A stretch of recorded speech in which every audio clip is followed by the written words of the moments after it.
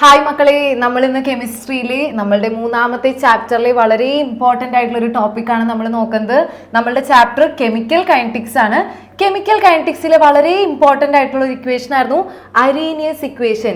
അതിൻ്റെ കുറച്ച് കാര്യങ്ങളാണ് നമ്മൾ ഈ ഒരു വീഡിയോയിൽ നോക്കാൻ പോകുന്നത്. വളരെ ഇമ്പോർട്ടൻ്റ് ആയിട്ട് എല്ലാ വർഷവും അരീനിയസ് ഇക്വേഷൻ എന്ന് പറയുന്ന ഭാഗത്ത് നിന്നും റിപ്പീറ്റഡ്ലി വരുന്ന കുറച്ച് ക്വസ്റ്റ്യൻസ് ആണ് നമ്മൾ നോക്കുന്നത്. അപ്പോൾ എന്തായിരുന്നു അരീനിയസ് ഇക്വേഷൻ? അരീനിയസ് ഇക്വേഷൻ എന്ന് പറഞ്ഞാൽ നമ്മളുടെ rate of A reaction influence ചെയ്യുന്ന ഒരുപാട് ഫാക്ടേഴ്സ് ഉണ്ട്. അതിലൊന്നാണ് ടെമ്പറേച്ചർ എന്ന് പറയുന്നത്. Rate of the reaction influence, sir ഇതൊന്ന് മാറ്റിക്കോ സ്ക്രീനിൽ നിന്ന്. റേറ്റ് ഓഫ് ദ റിയാക്ഷനെ ഇൻഫ്ലുവൻസ് ചെയ്യുന്ന വളരെ വലിയൊരു ഫാക്ടറാണ് ടെമ്പറേച്ചർ. ടെമ്പറേച്ചർ കൂടുന്നതിനനുസരിച്ച് റേറ്റ് ഓഫ് ദ റിയാക്ഷനും കൂടും. അപ്പൊ പണ്ട് കാലത്ത് ഈ പറഞ്ഞ ടെമ്പറേച്ചറിന്റെ ഇൻഫ്ലുവൻസിനെ കുറിച്ചിട്ട് പറഞ്ഞൊരു സയന്റിസ്റ്റ് ആയിരുന്നു അരീനിയസ്. അദ്ദേഹം പറഞ്ഞു, ഈവൻ ഒരു 10 ഡിഗ്രി റേസ് ഇൻ ടെമ്പറേച്ചർ ഉണ്ടായാൽ പോലും അത് നമ്മളുടെ റേറ്റ് ഓഫ് ദ റിയാക്ഷനെ ഡിപ്പെൻഡ് ചെയ്യുമെന്ന് പറഞ്ഞു. അതിനുവേണ്ടി അദ്ദേഹം വെറുതെ പറഞ്ഞൊന്നുമില്ല, വിത്ത് എവിഡൻസ് ആണ് അദ്ദേഹം പറഞ്ഞത്. അതിൽ അദ്ദേഹം ഒരു ഇക്വേഷനും ക്രിയേറ്റ് ചെയ്തു. അതാണ് നമ്മളുടെ Arrhenius equation. Rate of A reaction depend upon temperature. It can be explained with the help of Arrhenius equation. And Arrhenius equation എന്താണെന്ന് 1 മാർക്ക് ക്വസ്റ്റ്യൻ വരാറുണ്ട്. ഇതാണ് മക്കളെ നമ്മളുടെ Arrhenius equation എന്ന് പറയുന്നത്. Rate constant K is equal to A e raised to minus EA by RT. ഇത് നിങ്ങളോട് ചോദിക്കുക അരീനിയസ് ഇക്വേഷൻ എന്താണെന്നും പറഞ്ഞ് 1 മാർക്ക് ക്വസ്റ്റ്യൻ വരാം. അല്ലെങ്കിൽ റേറ്റ് ഓഫ് ദ റിയാക്ഷനും ടെമ്പറേച്ചറും തമ്മിൽ ഡിപ്പെൻഡ് ചെയ്യുന്ന ഒരു ഇക്വേഷൻ ഉണ്ട്. ആ ഇക്വേഷൻ ഏതാണെന്ന് ഇൻഡയറക്ട്ലി നിങ്ങളോട് ചോദിക്കാം. അപ്പൊ ഇതാണ് നമ്മളുടെ അരീനിയസ് ഇക്വേഷൻ എന്ന് പറയുന്നത്. ഇതിൽ ഓരോ ടേംസും എന്താണെന്ന് നിങ്ങൾ പഠിച്ചിരിക്കണം. ഓരോ ടേംസ് ആയിട്ട് നമുക്ക് നോക്കാം. K എന്ന് പറയുന്നത് റേറ്റ് കോൺസ്റ്റന്റ് ആണ്. ഇതിലെ A എന്ന് പറയുന്നത് Arrhenius factor or frequency factor ആണ്. ഈ A is the activation energy. R എന്ന് പറയുന്നത് യൂണിവേഴ്സൽ ഗ്യാസ് കോൺസ്റ്റന്റ്, ഒരു ഫിക്സഡ് വാല്യൂ ആണ്. T is the temperature. ഇത് എങ്ങനെയാണ് വന്നേ എന്ന് നമുക്ക് പഠിക്കാം. അതിന് മുന്നേ ആയിട്ട് നമുക്ക് അരീനിയസ് ഇക്വേഷനിൽ 2 ഗ്രാഫുകളാണ് പഠിക്കാനുള്ളത്. ഇപ്പൊ നമ്മൾ പഠിച്ച ഇക്വേഷനെ ബേസ് ചെയ്ത ഒരു ഗ്രാഫും നമുക്ക് പഠിക്കാനുണ്ട്.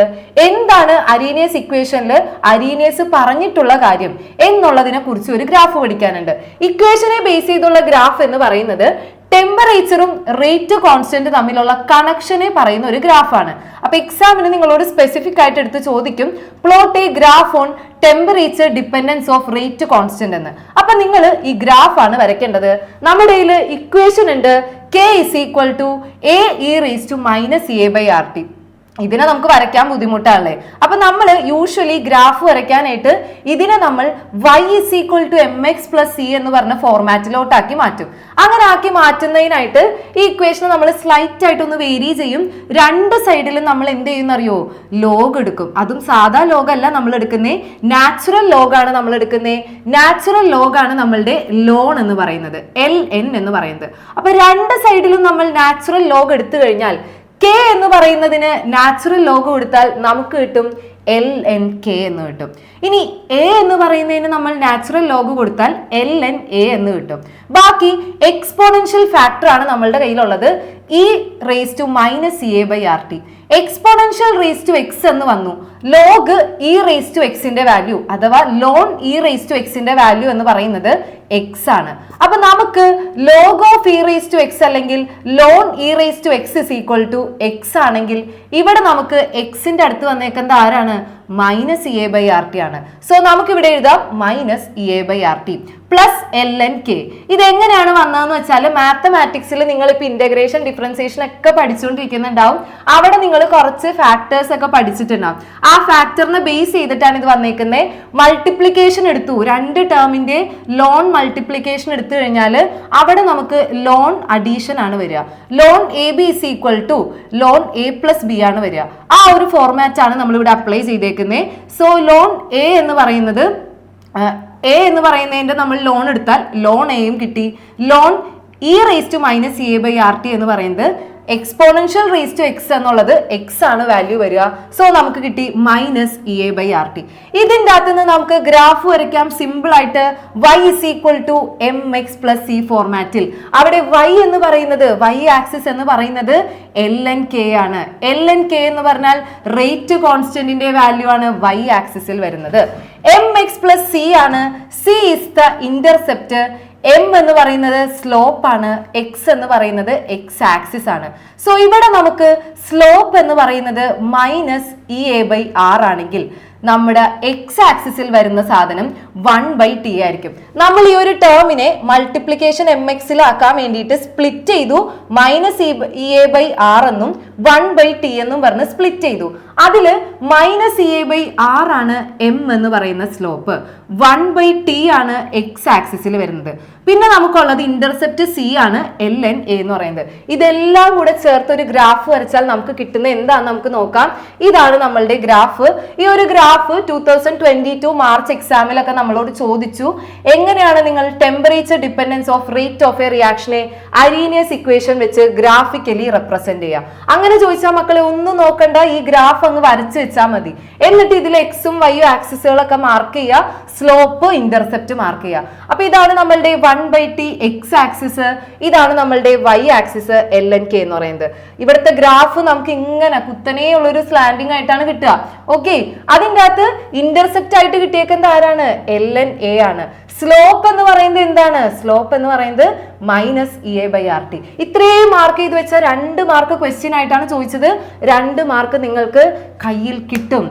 അപ്പൊ ഇതാണ് നമ്മളുടെ അരീനിയസ് ഇക്വേഷനും അരീനിയസ് ഇക്വേഷൻ വെച്ചിട്ടുള്ള ഗ്രാഫും.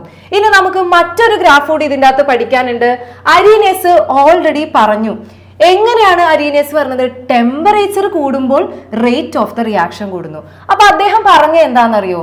ചുമ്മാ നമ്മളുടെ റിയാക്റ്റന്റ് റിയാക്ട് ചെയ്ത് പ്രൊഡക്റ്റ് ആവില്ല. എപ്പോഴും റിയാക്റ്റന്റുകൾ പ്രൊഡക്റ്റ് ആവുന്നതിന് മുന്നേ ആയിട്ട് റിയാക്റ്റന്റ് ഇവിടെ ഇരിക്കുവാണ്, ഒറ്റയടിക്ക് അവര് പ്രൊഡക്റ്റ് ആയി മാറില്ല. അവരെന്ത് ചെയ്യും? അതിന്റെ ഇൻ ബിറ്റ്വീൻ ഒരു ഇന്റർമീഡിയറ്റ് ഉണ്ടാക്കും. ആ ഇന്റർമീഡിയറ്റുകളെ നമ്മൾ പറയും ആക്ടിവേറ്റഡ് കോംപ്ലക്സ് എന്ന് പറയും.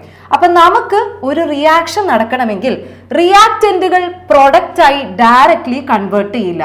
അവിടെ എപ്പോഴും അതിന്റെ ഇൻ ബിറ്റ്വീൻ എന്തുണ്ടാകും? ഒരു ഇന്റർമീഡിയറ്റുകൾ ഉണ്ടാവും. അവരെ നമ്മൾ വിളിക്കും ആക്ടിവേറ്റഡ് കോംപ്ലക്സ്. ദെൻ ഈ ആക്ടിവേറ്റഡ് കോംപ്ലക്സുകളാണ് എന്ത് ചെയ്യുന്നത്? റിയാക്റ്റന്റിൽ നിന്നും പ്രൊഡക്റ്റിലേക്ക് എത്തിക്കുന്നത്. ഈ ആക്ടിവേറ്റഡ് കോംപ്ലക്സ് ഉണ്ടാകാനുള്ള എനർജിയാണ് ആക്ടിവേഷൻ എനർജി. ഇപ്പൊ നിങ്ങൾക്ക് ആ ഇക്വേഷൻ കുറച്ചും കൂടെ ക്ലിയർ ആയി കാണും. K = AE⁻⁻RT. ആ EA എന്ന് പറയുന്ന ആക്ടിവേഷൻ എനർജി ഇതാണ്. റിയാക്റ്റന്റുകളും പ്രൊഡക്റ്റ് ആയി മാറുന്ന സമയത്ത് ആക്ടിവേറ്റഡ് കോംപ്ലക്സ് ഒരു ഇന്റർമീഡിയറ്റ് ആയിട്ട് ഉണ്ടാകും. അവരുണ്ടാകാൻ വേണ്ട എനർജിയാണ് ആക്ടിവേഷൻ എനർജി. ഇവിടെ നമ്മുടെ അരീനിയസ് പറഞ്ഞ എന്താണെന്നറിയോ? നമ്മള് ടെമ്പറേച്ചറിന് കുറെ കൊടുത്തു. എത്ര ടെമ്പറേച്ചർ നമ്മൾ കൂടുതൽ കൊടുക്കുന്നോ അതനുസരിച്ച് റേറ്റ് ഓഫ് ദ റിയാക്ഷൻ എന്ന് പറയുന്നത് ഇൻഫ്ലുവൻസ് ചെയ്യുന്ന പറയണേ. എങ്ങനെയാണ് ഇൻഫ്ലുവൻസ് ചെയ്യുന്നതെന്ന് വെച്ചാൽ നമ്മൾ കുറേ ടെമ്പറേച്ചർ കൊടുക്കുന്നതിനനുസരിച്ച് ഈ ആക്ടിവേഷൻ എനർജി എന്ന് പറയുന്നത് കുറയും. അപ്പൊ നമ്മൾ കുറേ ടെമ്പറേച്ചർ കൊടുത്താൽ റിയാക്ഷൻ പെട്ടെന്ന് നടക്കില്ലേ? കുറച്ച് എനർജി മതി ആക്ടിവേറ്റഡ് കോംപ്ലക്സ് ഉണ്ടാകാൻ, പെട്ടെന്ന് തന്നെ പ്രൊഡക്റ്റ് ആയി മാറും.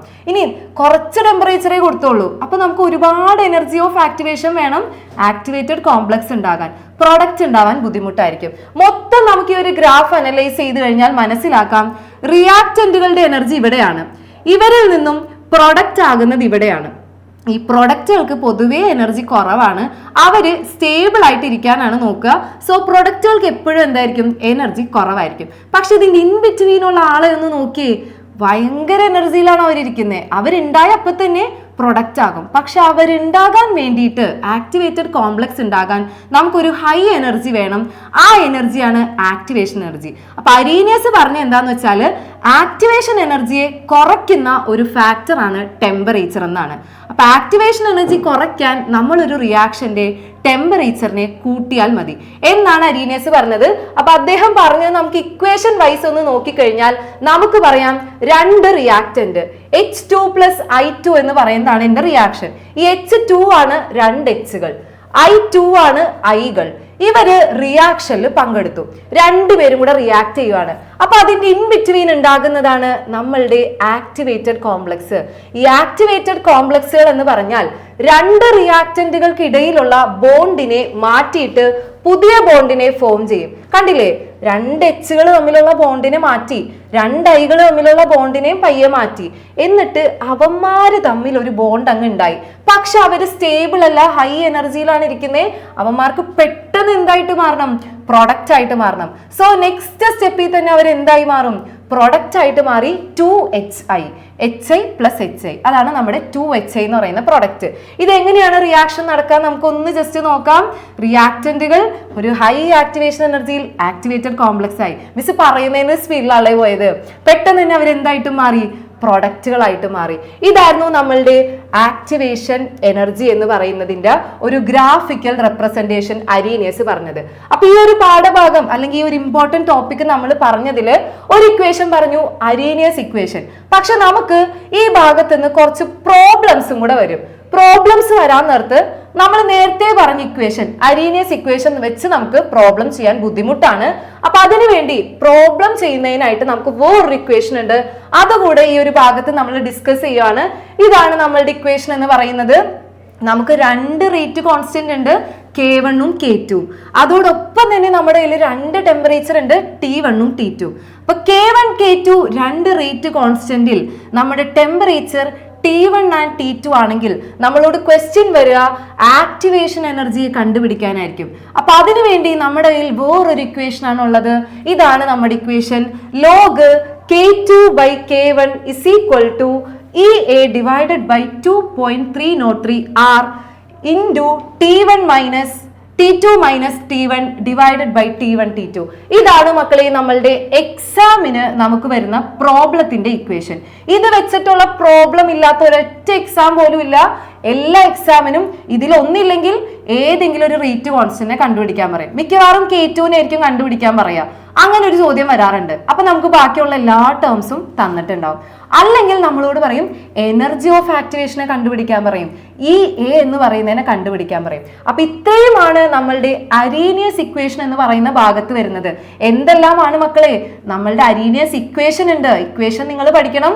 ഒപ്പം ഇക്വേഷൻ്റെ അകത്തുള്ള ഓരോ ടേംസും എന്താണെന്ന് പഠിക്കണം. രണ്ടാമത് നമുക്ക് രണ്ട് ഗ്രാഫുകൾ ഉണ്ട്. ഒന്നാമത്തെ ഗ്രാഫ് അരീനിയസ് ഇക്വേഷൻ വെച്ചിട്ടുള്ള ഗ്രാഫാണ്. രണ്ടാമത്തെ ഗ്രാഫ് അരീനിയസ് എങ്ങനെയാണ് ടെമ്പറേച്ചർ ഡിപ്പെൻഡൻസിനെ പറഞ്ഞത്, ഗ്രാഫിക്കലി അതിനെ നമ്മൾ റെപ്രസെന്റ് ചെയ്തു. ആൻഡ് ഫൈനലി നമ്മൾ അരീനിയസ് ഇക്വേഷൻ വെച്ച് നമ്മുടെ എക്സാമിന് വരുന്ന പ്രോബ്ലത്തിന് വേണ്ടിയിട്ടുള്ള ഒരു ഇക്വേഷനും കൂടെ ഡിസ്കസ് ചെയ്തു. അപ്പൊ ഇത്രയും കാര്യങ്ങൾ എൻ്റെ മക്കൾ നന്നായിട്ട് പഠിച്ചാൽ നമുക്ക് അരീനിയസ് ഇക്വേഷന്റെ ഭാഗത്തു നിന്നുള്ള മാർക്ക് സൂപ്പർ ആയിട്ട് വാങ്ങിക്കാൻ പറ്റും. അപ്പൊ ഈ ഒരു വീഡിയോ ഇത്രയേ ഉള്ളൂ. അപ്പൊ എല്ലാവരും നന്നായിട്ട് പഠിക്കുക. ഓക്കെ മക്കളെ, ബൈ ബൈ.